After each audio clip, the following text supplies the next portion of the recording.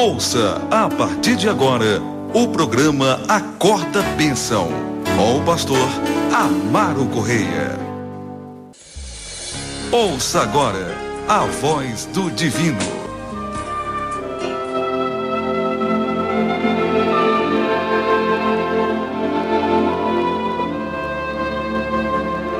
Louvado seja o nome do Senhor Jesus. Louvado seja Deus. Amém, amados? Voltamos as nossas atenções para Marcos capítulo 15. Eu vou ler do versículo 21 em diante. Amém? Para pontuar com os irmãos algumas coisas desta narrativa bíblica, desse registro bíblico. Considerando que a Bíblia é a palavra de Deus, a Bíblia é também esse documento histórico, sobre a nossa fé. Louvado seja Deus, porque a nossa fé está respaldada no que diz a Escritura. Louvado seja o nome de Jesus. Então vamos ler. Sugiro que você abra a sua Bíblia e acompanhe a leitura conosco. Lembrando que a gente fazia isso com os irmãos ouvintes, não é? Mas, o tempo, às vezes eu ficava adulando, para o pessoal ligar para ler. E aí o nosso tempo curto aqui fez com que nós mudássemos o roteiro, o script do Acorda Bênção, E agora os irmãos participam só agradecendo bênção, pedindo oração. Se for o caso, tem também aconselhamento pastoral, tem orientação bíblica, como tudo hoje. Isso aconteceu, graças a Deus. Mas está uma bênção, A gente está, inclusive, cuidando de ter mais tempo para oração, se bem que tem uns dias aí que a gente está orando meio corrido, porque eu estou começando a ministração muito tarde, que nem hoje. Eu quero impreterivelmente 1h estar começando a ministração, mas já comecei a segunda vez, ou mais de uma vez, que com hoje estou começando a ministração tarde. Mas vamos ler. E aí é importante ser acompanhado aí. Marcos capítulo 15, verso 21. E constrangeram um certo Simão Cirineu, pai de Alexandre e de Rufo, que por ali passava, vindo do campo, a que levasse a cruz. E levaram-no ao lugar do Gólgota, que se traduz por lugar da caveira. E deram-lhe a beber vinho com mirra, mas ele não o tomou. E, havendo-o crucificado, repartiram as suas vestes, lançando sobre eles sorte, para saber o que cada um levaria. E era a hora terceira, e o crucificaram. E por cima dele estava escrita a sua acusação: Rei dos Judeus. E crucificaram com ele 2 salteadores, um à sua direita e outro à esquerda. E cumpriu-se a escritura que diz: e com os malfeitores foi contado. E os que passavam blasfemavam dele, meneando a cabeça e dizendo: tu que derribas o templo e em 3 dias o edificas, salva-te a ti mesmo e desce da cruz. E da mesma maneira também os principais dos sacerdotes, com os escribas, diziam uns para os outros, zombando: salvou os outros e não pode salvar-se a si mesmo. O Cristo, o Rei de Israel, desça agora da cruz para que o vejamos e acreditemos. Também os que com ele foram crucificados o injuriavam, Chegada a hora sexta, houve trevas sobre toda a terra até a hora nona. E a hora nona, Jesus clamou com grande voz, dizendo: Eloi, Eloi, lema sabachthani. Isso traduzido é: Deus meu, por que me desamparaste? E alguns dos que ali estavam, ouvindo isso, diziam: eis que chama por Elias. E um deles correu a embeber uma esponja em vinagre e, pondo-a numa cana, deu-lhe a beber, dizendo: deixai, vejamos se virá Elias tirá-lo. E Jesus, dando um grande brado, expirou. E o véu do templo se rasgou em dois, de alto a baixo.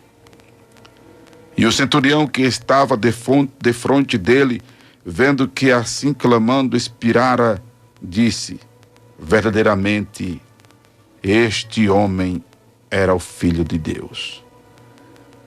E também ali estavam algumas mulheres, olhando de longe, entre as quais também Maria Madalena e Maria, mãe de Tiago, o menor, e de José e Salomé, as quais também o seguiam e o serviam quando estava na Galileia, e muitas outras que tinham subido com ele a Jerusalém.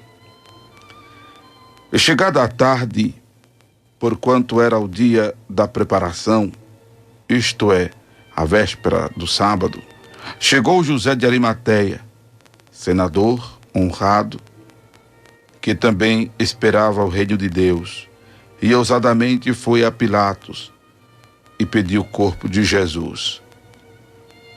E Pilatos se admirou que se já estivesse morto, e chamando o centurião, perguntou-lhe se já havia muito que tinha morrido. E tendo-se certificado pelo centurião, deu o corpo a José, o qual comprara um lençol fino e, tirando-o da cruz, o envolveu nele e o depositou num sepulcro lavrado numa rocha. E revolveu uma pedra para a porta do sepulcro. E Maria Madalena e Maria, mãe de José, observavam onde o punham. Louvado seja o nome do Senhor Jesus. Louvado seja Deus. Bem, amados, chegamos ao texto sagrado que fala da crucificação propriamente dita do Senhor Jesus, né? Glória a Deus. Você acompanhou aí comigo essa leitura abençoada, né? E a gente se depara com esta situação que o texto nos informa dessa morte de Jesus, que, como já dissemos, a pior morte da época, até porque a pessoa morria lentamente aqui, mas também morria lentamente também. E para acelerar o processo da morte do crucificado, alguém ia lá e quebrava-lhe as pernas, quebrava alguma parte do crucificado, para exatamente acelerar o processo de morte do coitado. Além de que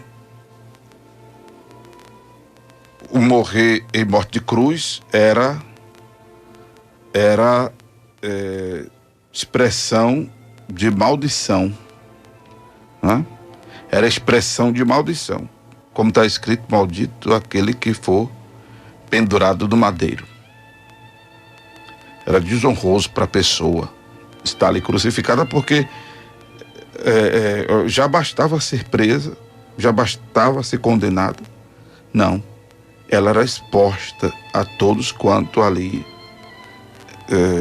passassem. Por isso que escreveram, fizeram muita questão de escrever, bem grande, né? Que ele estava ali, como diz o texto que a gente leu, a acusação era rei dos judeus, porque ele se dizia ser rei dos judeus. Fora a acusação que Pilatos lhe questionou. No versículo 2, ao que Jesus respondeu, dizendo: tu dizes. Jesus nunca fez esse pronunciamento que era rei dos judeus. E quando zombavam dele, dizendo que ele falou de que o templo seria reedificado em 3 dias, Jesus não falou com relação à destruição do templo de Jerusalém, falou com relação à própria morte. Mas os homens entendiam tudo errado. O fascínio pela grandeza, a luxúria, os interesses e valores totalmente distorcidos ou torcido, né, dos escribas, fariseus e sacerdotes, e principais sacerdotes e anciãos, faziam com que eles entendessem tudo errado. Fazia com que eles entendessem tudo sobre Jesus errado. Verdadeiramente, como disse Jesus, o Deus do século cegou-lhes o entendimento, para que não resplandecesse sobre eles a luz do Evangelho de Jesus Cristo.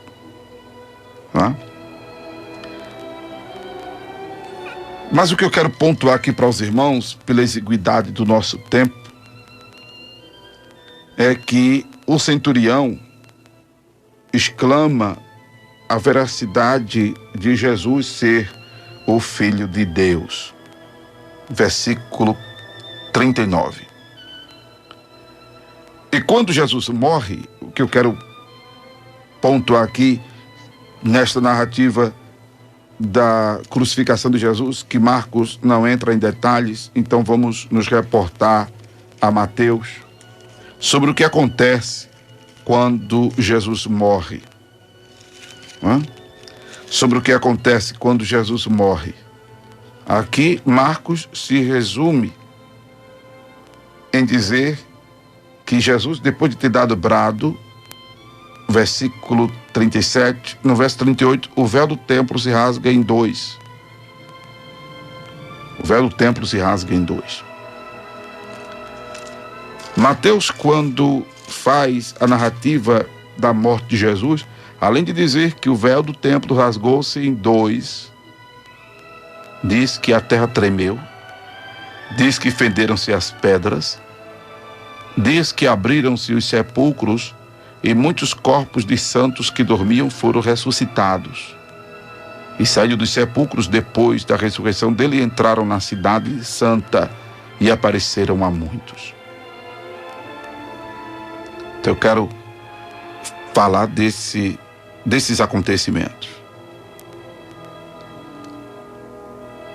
Narrado por Mateus, capítulo 27, versículo 51 ao 53.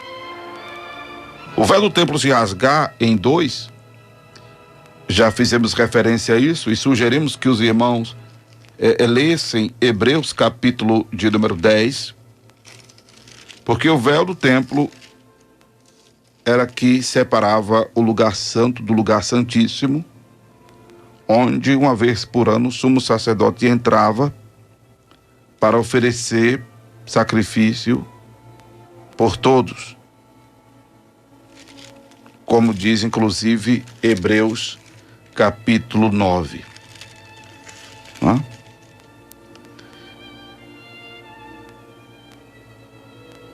O único que tinha acesso ao Santo dos Santos era o sumo sacerdote.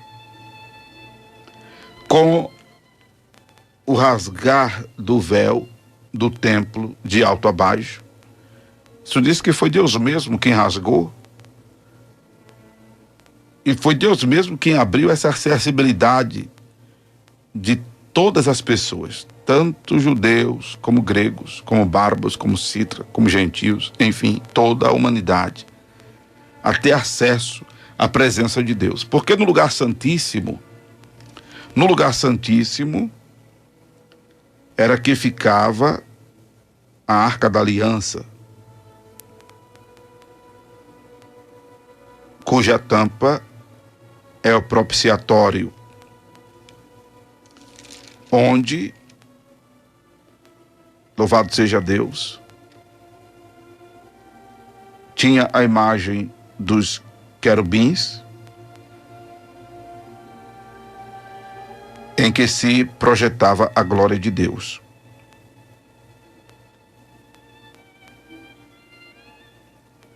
A Arca da Aliança, ela continha dentro de si as tábuas da lei, para que o povo de Israel jamais esquecesse a vontade de Deus.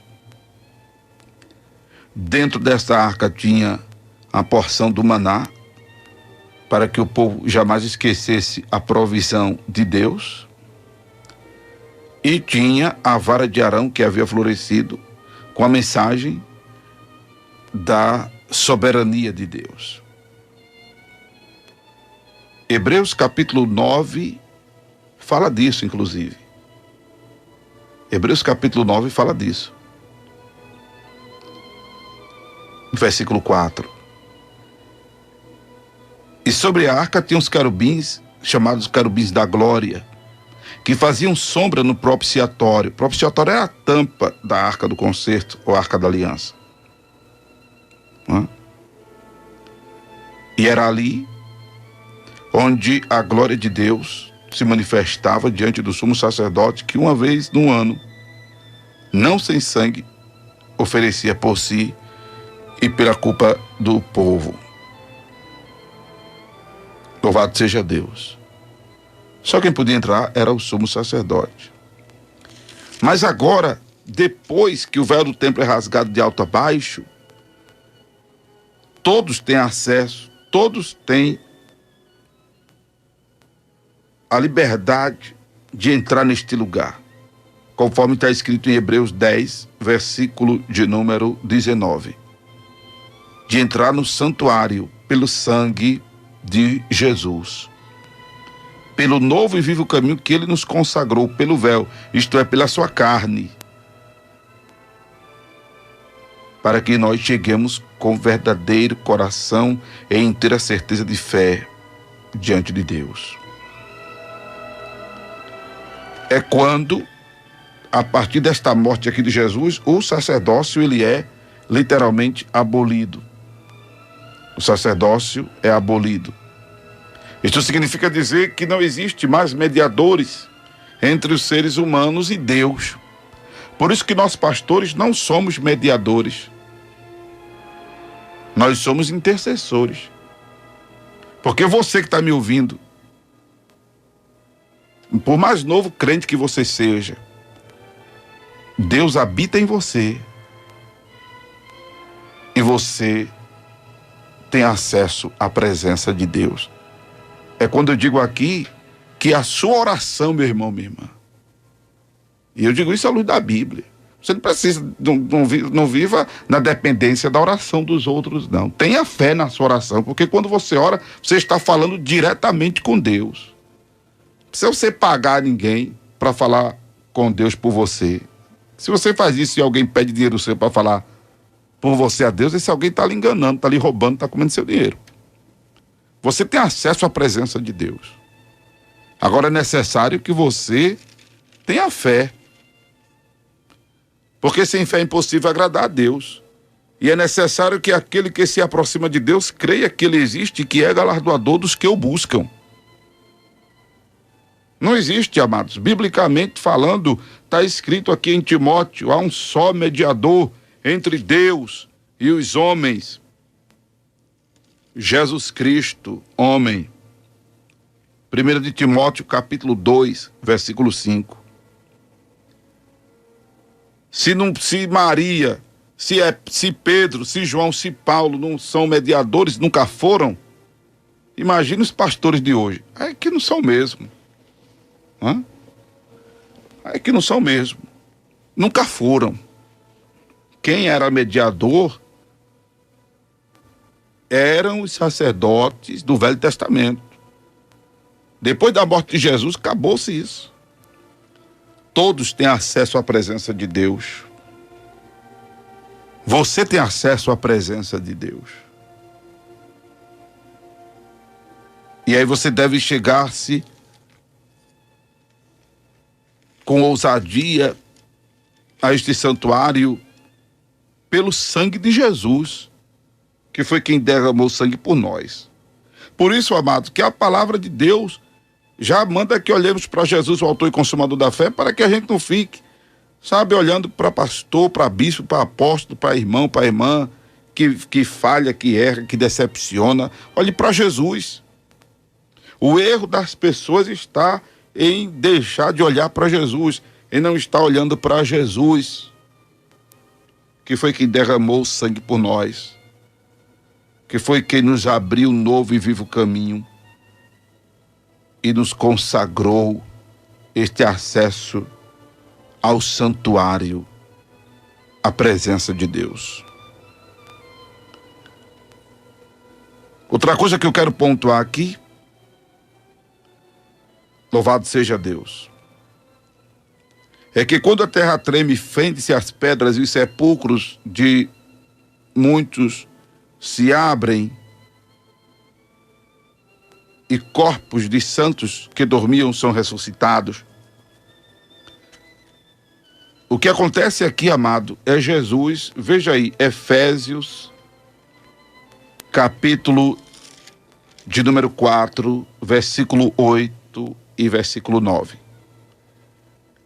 Efésios 4, versos 8 e 9. Pelo que diz, subindo ao alto, levou cativo o cativeiro e deu dons aos homens.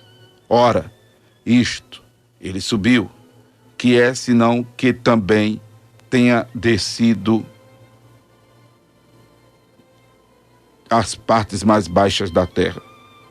Ora, isto, ele subiu, que é senão que também antes tinha descido às partes mais baixas da terra.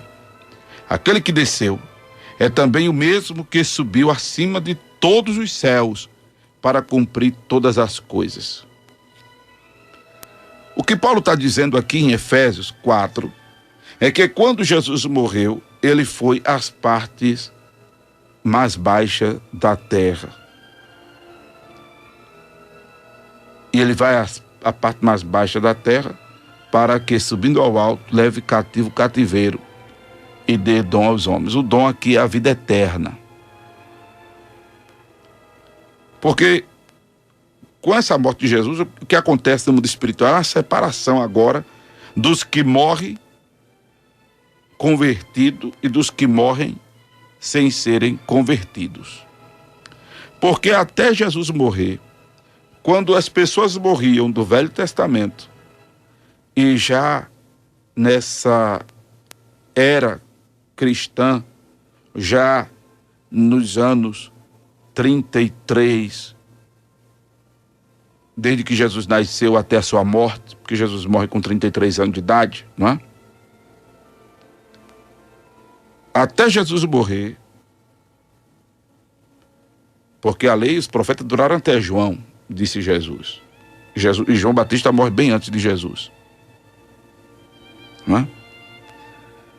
Só para situar você espiritualmente. Até Jesus morrer, todos que morriam iam para o Hades. O Hades era o destino dos mortos. Todos iam para o Hades. Quando Jesus morre, ele vai ao Hades, que Efésios 4 chama de as partes mais baixas da terra e separa o Hades, tirando as pessoas de lá, os que dormiram no Velho Testamento, os que morreram no Velho Testamento, mas morreram na esperança do Messias, morreram na esperança da promessa, morreram crendo em Deus, no Deus verdadeiro, cuidaram de fazer a vontade de Deus. Todos iam para lá. Jesus pega esses e agora sobe ao alto, levando cativo o cativeiro e dando dons aos homens, que é a vida eterna. E ele sobe acima de todos os céus, depois de ter descido também as partes mais baixas da terra. Com isso, há uma separação agora do Hades, e é agora montado o paraíso, ou seio de Abraão. Quando a pessoa morre sem Deus, sem ser convertida ao Evangelho de Jesus, não é ser frequentadora de igreja, não. Não é ter uma roupagem evangélica, uma aparência evangélica, não. É uma pessoa nascida de novo, é uma pessoa compromissada com Deus, é uma pessoa que libera perdão, é uma pessoa que perdoa, é uma pessoa que procura agradar a Deus, é uma pessoa que vive a nova criatura que é a pessoa que procura produzir o fruto do Espírito, é a pessoa que procura andar em novidade de vida, a pessoa que procura fazer das tripas coração para agradar a Deus, a pessoa que procura negar-se a si mesmo. Enfim, nova criatura. Louvado seja Deus. Esta pessoa morrendo, ela vai agora para o paraíso, para o seio de Abraão. E uma pessoa não convertida, uma pessoa não nascida de novo, pode até frequentar a igreja, pode até ouvir programa evangélico, ou até fazer programa evangélico. Pode até cantar hino, ouvir hino, compor hino. Enfim, se não tiver nascido de novo, religiosidade não basta. Cerimonialismo não basta. Aparência não basta. Morrendo nessa condição, vai para o Hades, lugar de tormento. Lugar de tormento. Conforme está escrito em Lucas, capítulo 16, em que 2 homens morrem. Um vai para o paraíso e outro vai para o Hades. Lucas 16, versículo precisamente 22 e 23. E aconteceu que o mendigo morreu e foi levado pelos anjos para o seio de Abraão. E morreu também o rico e foi sepultado. E no Hades ergueu os olhos, estando em tormento, e viu ao longe Abraão e Lázaro no seu seio.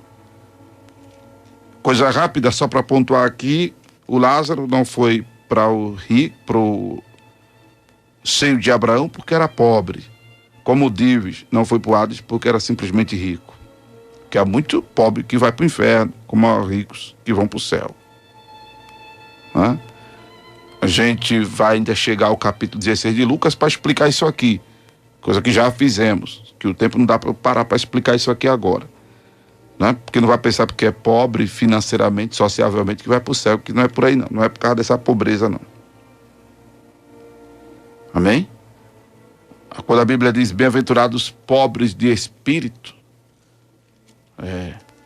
esses sim é que são bem-aventurados, porque a eles pertence o reino dos céus. E a gente já explicou aqui o que é ser pobre de espírito. Quem quiser ouvir, ó.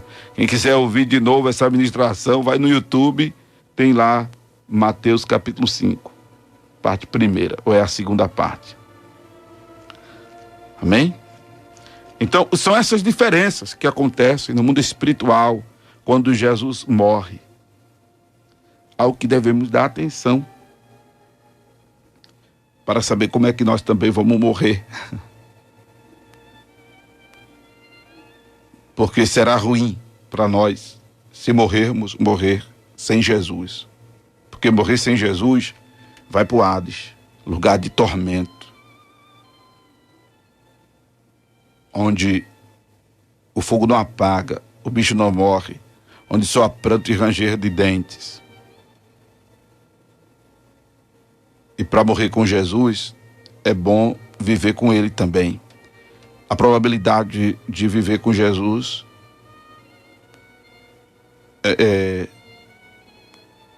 a probabilidade, né, de morrer com Jesus é maior vivendo com Ele. Porque não se sabe que na hora da morte, sem viver com Jesus, vai dar tempo de clamar: Senhor, salva-me. Não se sabe se vai dar tempo de se retratar com Jesus. Então procure viver com Jesus. Viva com Jesus agora. Aumenta muito a probabilidade de morrer com Ele. Para ir ao seio de Abraão, para ir ao paraíso, onde só há gozo, paz e alegria, só há descanso. Amém? Procure viver com Jesus, meu prezado ouvinte, meu prezado irmão. Procure viver com Jesus. Aleluia. E aí você aumenta a probabilidade de morrer com Ele. Amém? Porque foi para isso que Jesus morreu, para que nós tenhamos vida e vida com abundância. Você acabou de ouvir o programa Acorda Bênção, com o pastor Amaro Correia.